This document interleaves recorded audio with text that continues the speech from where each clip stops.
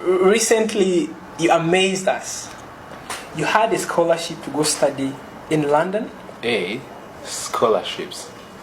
Scholarships, right? Yeah. So to go study in London, to go study in Canada, in the US. And you're like, no, I must study in Africa.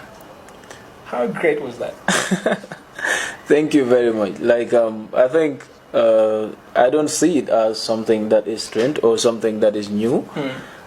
Every individual have his or her own conviction, and academic is about trust.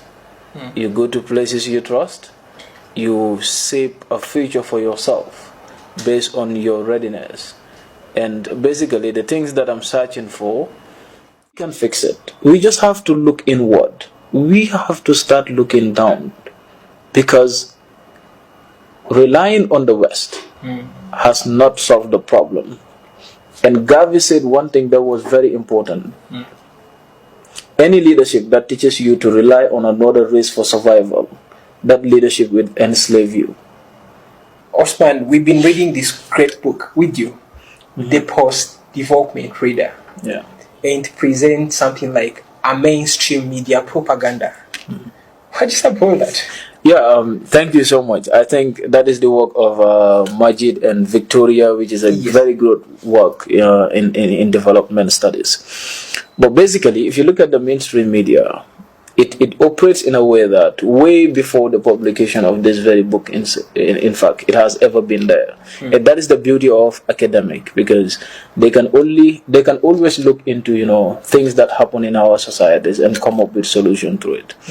I will recommend every development student to automatically visit this very literature.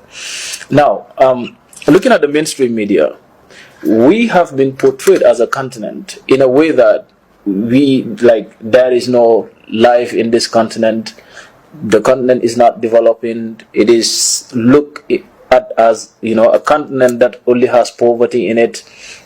These are the images shown by the outside world about Africa. And this image must change. It must change in a way that if an image portrays poverty, it doesn't attract investors to come. Africa must have an image that attracts investment. Not foreign investment, but investment by Africans themselves.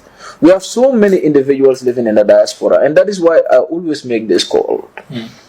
Africa is the future for investment, but Africans have to take the lead in it. And I'm saying this because if you look at the mainstream media today, we have millions of people living in the streets of America as homeless. They do not want us to see that. They don't want us to see poverty existing in European countries. We've seen how Britain is. We've seen, how Italy is. We've seen how some of these countries are. They have their own issues that they find it difficult to solve among themselves. Just one example. Look at how the Ebola epidemic was portrayed, and Africans were portrayed during this crisis or during this disease outbreak. And what happened when the COVID was killing people in the Western world? These images were not shown. So that is why it's high time for us as Africans